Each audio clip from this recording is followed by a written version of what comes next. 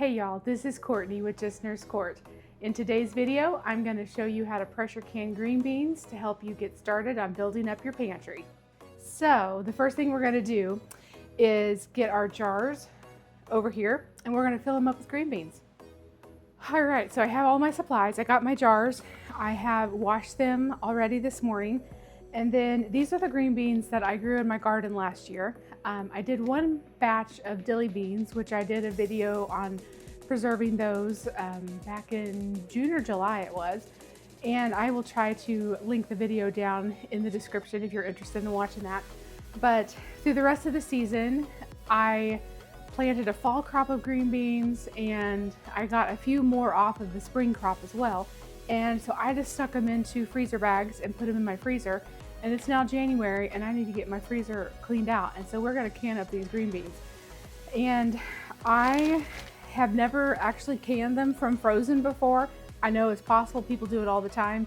If you don't grow a garden, you could just buy frozen green beans. You could go buy them in bulk like at Sam's or Costco and then just can them up. So what I do is just fill the jars with the green beans. Then I put in a half a teaspoon of salt into each jar. And then we just put the lids and the rings on and get ready to go. Since these are cold, my jars are cold, so I will fill them with cold water. So anytime that you work with a cold product, cold jar, you use cold water. If your product that you're putting in here is hot, like if you were cooking down, like say spaghetti sauce, you would want your jars to be warm, and that way you wouldn't risk breaking the jar basically. So I am going to just go through here and we are going to put green beans in the jars.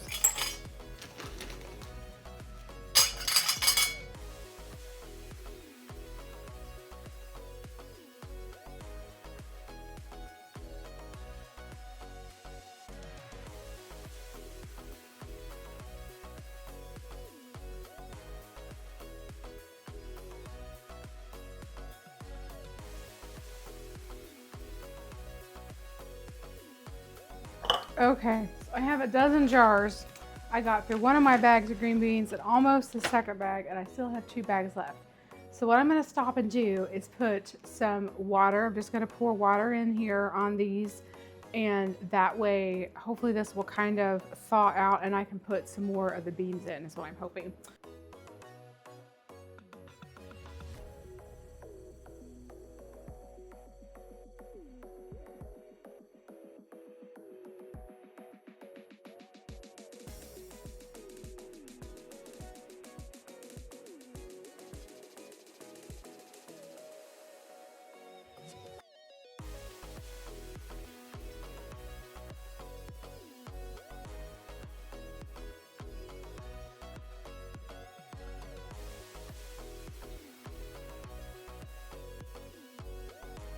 Okay, so I was able to get those 2 bags in these 12 jars, but I still got 2 bags left. So what I'm gonna go do is go look in my back pantry where my jars are, and I think I've got some quart-sized jars, and so I'm going to try to put the rest of these in quart size. Okay, so I got 4 quart-sized jars. We're gonna see if that's enough. I'm hoping that it will be. Hopefully I can maybe do it in about 3 is what I'm hoping.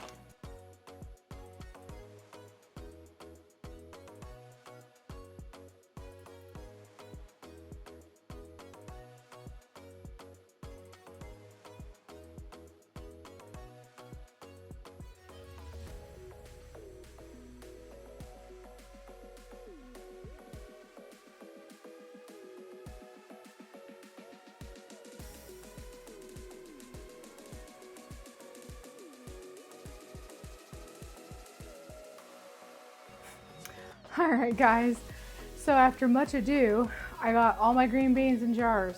So I ended up with 6 quarts and 12 pints of jars full of green beans. So that's pretty good. I'm pretty happy with that. So basically I had double the amount of, I needed double the amount of pints that I thought that I had, but that's okay because I had plenty of the quarts on hand. So I just used the quarts. So, all right, so once you get your jars filled with your beans, now remember, if you are not doing frozen green beans, and if you're doing it for the first time, it might be best to try doing fresh green beans. It's a little less work, because definitely I had to fill the jars, put water in them, and then debubble them, and then put a few more beans in because it kind of settled down once they unfroze a little bit. But if you're doing fresh green beans, you can just put the green beans right in there after you wash them and stem them and snap them. And then fill your jars up to about a 1-inch headspace of water. So up to about that, not the top rim, but that little rim right there of the neck of the jar. And then we are gonna add in a half a teaspoon of salt for every pint and a teaspoon for every quart. So I'm gonna go ahead and do my quarts first. Oh, and I need more salt, so I'm gonna stop and get more salt. So I thought that I was filming, and apparently someone called me, and anytime I get a phone call, it interrupts my camera, and I didn't know it. And so I thought I was filming, but after I put the salt in the jars, I put in a teaspoon of salt in the quarts and a half a teaspoon in the pints. Then what I did is I took some vinegar and I wiped the rims of each of the jars, and then I put the lids on, or the flats, and then I put the rings on and did that to fingertip tight. And so now I'm ready to move everything over to the canner. So I'm going to bring you guys over so you can see this process. And I just wanted to show you real quick, I have water in there. I basically just put a little bit of water in the bottom of the pan. I don't know if you can see it. There, you can kind of tell there's water in there. It's just up just to put water in, just for the pressurization. And now I'm just going to put my jars in, and we're going to see how many we can get in this first round.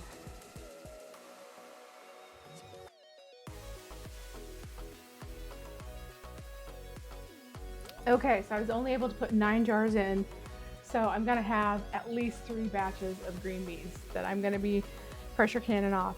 And so the next step is to put the lid on.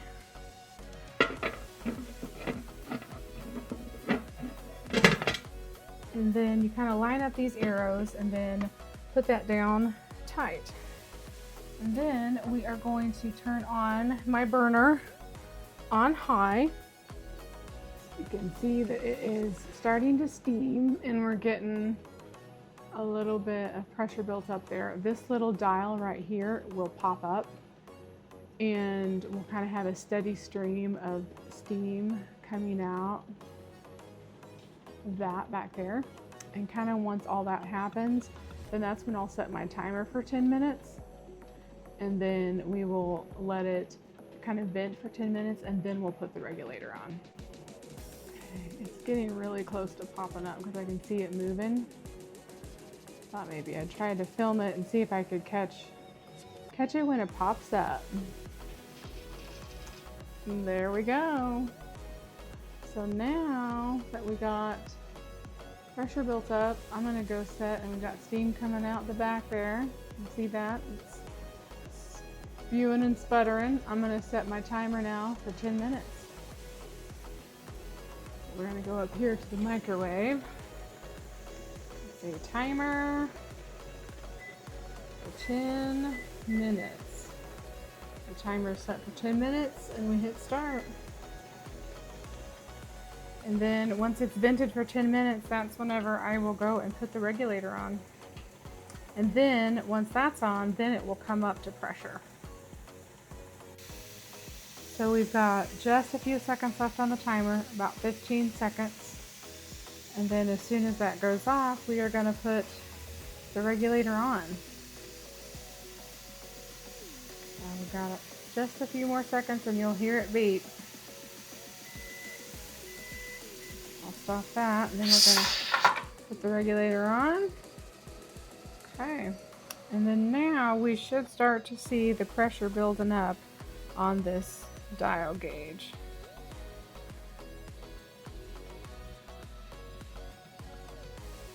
And there you go, you can see it's moving up slowly.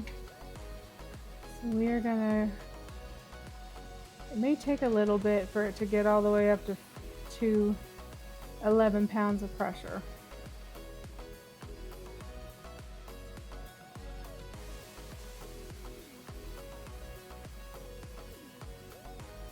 And then once we reach that 11 pounds, and that's whenever I can adjust. Generally I let it go between, honestly, 11 and 15.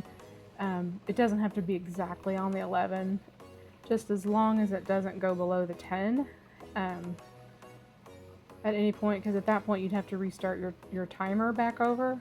So once we get up to, you know, between 10 to 15 pounds of pressure, it's generally where I let it go to initially, and then I start the timer, and then I kind of adjust my temperature. And right now I have the stove on high back here, but I'll have to adjust that as we go.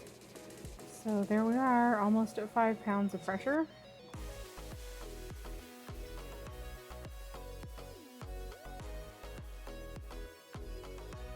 So we're kind of setting in there between 10 to 15 pounds of pressure. We're definitely above the 11. So I'm gonna go ahead and set my timer for 20 minutes on the microwave. And let that go. And then I can adjust the temperature. So if it gets much hotter, I'll probably, which it's starting to, so I'm just gonna adjust this down where this will kick off a little bit. And then, because the main thing is we don't want it to go over the 20 and to go up into the caution area. So that's why I try to keep it between the 10 and 15, and I just have to keep adjusting the temperature down. So I'm gonna turn it down now to where it's more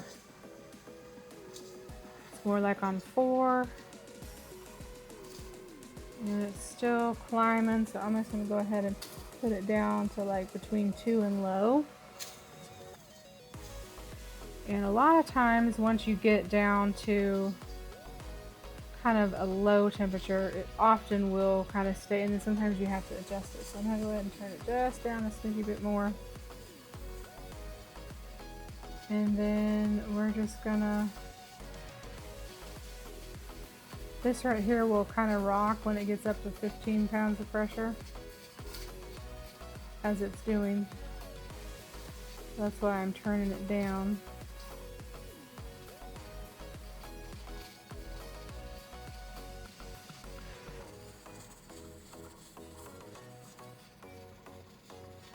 And I got it down on low.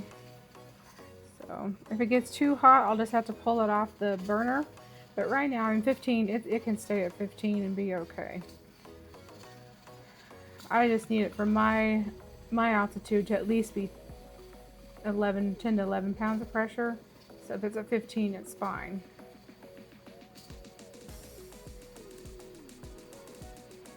And it's starting to cool down a little bit because that's not rocking. But this is the process, and you just sit here and do this for the whole 20 minutes. So now it's starting to come down a little bit. But yeah, so we've got 17 and a half more minutes. So this process of doing it this way on the stovetop canner, although you can do a lot more in a batch typically, it does take a while, and it's more time consuming just because you have to sit here and babysit this dial. The other one, when you use the digital electric pressure canner, you can just kind of set it and walk away once things get going. But I always just pull up a kitchen chair and just sit right down in front of the canner and just sit here and watch it. So that's what I'm going to do until the timer is done. So we have just a few seconds left on our timer, and we have been going for 20 minutes, and we have maintained pretty much right under 15 pounds of pressure, which is fine. I'm above 11, and that's all I really care about. It's staying above 10.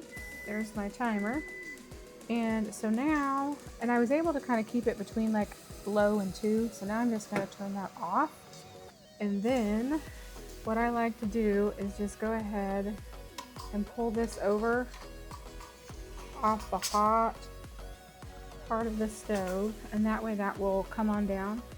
So this has got to go all the way back down to 0, and this has got to drop, and then I will know that the pressure is all released out of the canner and it's safe to take the lid off. So now we just wait again. Okay, so it's been quite a while, and as you can see, we are down to 0 pounds of pressure, and the little dial's off, and then I already took the regulator off. I forgot to start videoing when I did that. So Now I am going to set you guys back on the tripod, and we're going to take the lid off, and then we're going to put the jars on the counter. So we'll show that next process. Okay, so if you don't have a little jar lifter, you're going to need that, because we will be using that. And then another thing I like to use are these oven gloves, just because it reduces my risk of burning myself, which I have been known to do in the past. So what we're going to do is just open it up and lift the lid off. And then our beans are in here. They are going to town. And another thing I like to grab is a dish towel, because I have to carry them across the floor. Well, across the counter, and so I always do that. Okay, so here we go. We have got green beans, and you can tell they are just boiling, boiling, boiling, boiling.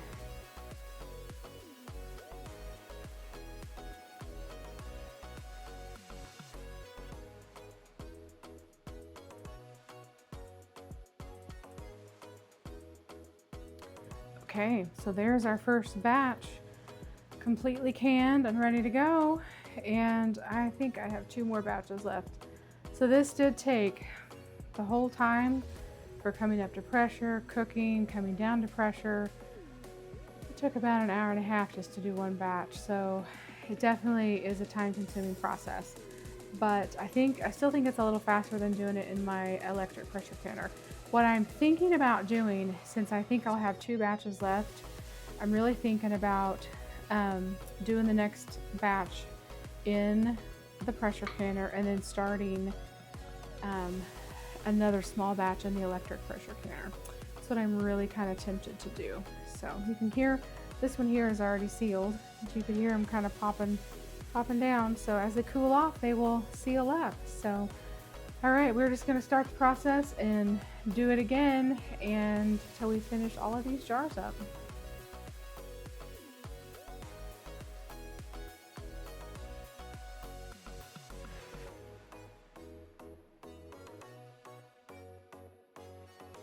So my digital pressure canner has less than 1 minute left on its cool down, and it already has popped that down. And so we are just about ready to take the final 3 pints out of the canners. So there we go. I'm giving y'all a sneak peek. So there's my 9 from earlier, and then my 6 quarts that we just finished up. And then now we've got the final 3 in here. Oh, there it is, and it's done. So yay. So now I'm going to just put that over on vent to make sure. And we're gonna pop that off.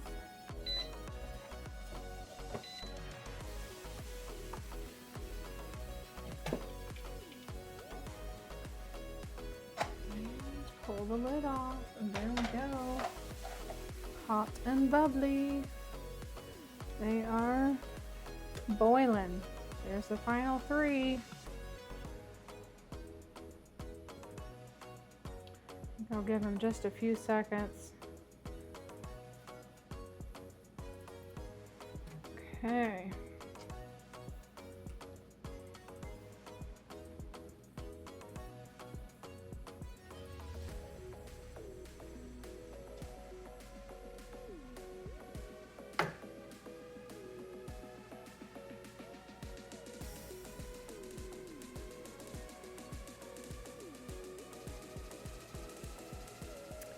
There we go. There we go. So we've got 3 of the, I can tell by, you can see there the little bubble is up. So this one, and that one have sealed. These 3 have not. But they are still hot and bubbly. All my first 9 did. And then we'll wait on those and see if those seal. But they should. Everything should seal up just fine. And that is a day's work right there. That is a day's work. So I hope you guys enjoyed this video of learning how to pressure can green beans. And we ended up doing both the traditional stovetop canner and also the electric pressure canner. I didn't go through all the steps of the pressure canner for the electric one because I did that in my video where I did my canning of my chicken.